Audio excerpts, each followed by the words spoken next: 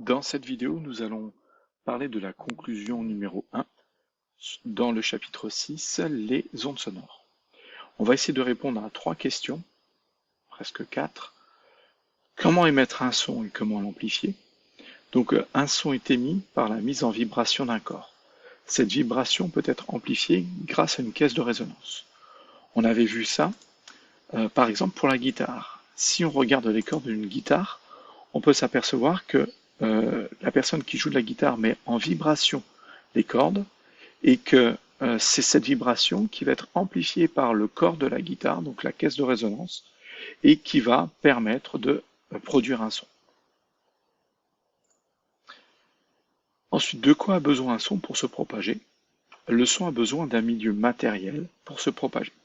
Un milieu matériel, c'est qu'il a besoin d'un milieu constitué d'atomes, de molécules, d'ions, c'est-à-dire qu'il soit solide, liquide ou gaz, peu importe, c'est-à-dire l'air la plupart du temps. Quand je parle actuellement, le son est transmis par l'air, se propage dans l'air jusqu'à mon micro pour être enregistré. Il peut aussi se déplacer dans l'eau, dans un solide, etc. Donc on a vraiment besoin d'un milieu matériel.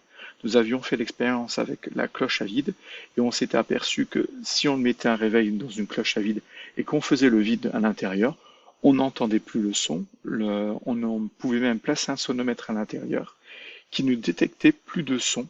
Autrement dit, le son ne peut pas se propager sans milieu matériel. Enfin, comment le son est-il transmis d'un émetteur à un récepteur? Eh bien, on va voir que le milieu matériel, au contact de l'objet émetteur du son, se met à vibrer. Cette vibration est transmise de proche en proche dans le milieu matériel. Si on prend l'animation que l'on avait vue dans l'activité, on va voir qu'ici l'émetteur, c'est un haut-parleur. Cet haut-parleur va avoir une membrane qui va se mettre à vibrer, donc c'est lui l'émetteur du son. Et en fait, sont représentés par des petits points ici les molécules de gaz constituant l'air. Et en fait, cette membrane du haut-parleur va faire vibrer, va transmettre les vibrations aux molécules d'air qui, de proche en proche, va se transmettre. C'est donc ces vibrations qui se transmettent de proche en proche. De proche en proche, ça veut dire que si les premières molécules se mettent à vibrer, eh ben elles vont rentrer, s'approcher des deuxièmes molécules et les faire vibrer, et ainsi de suite.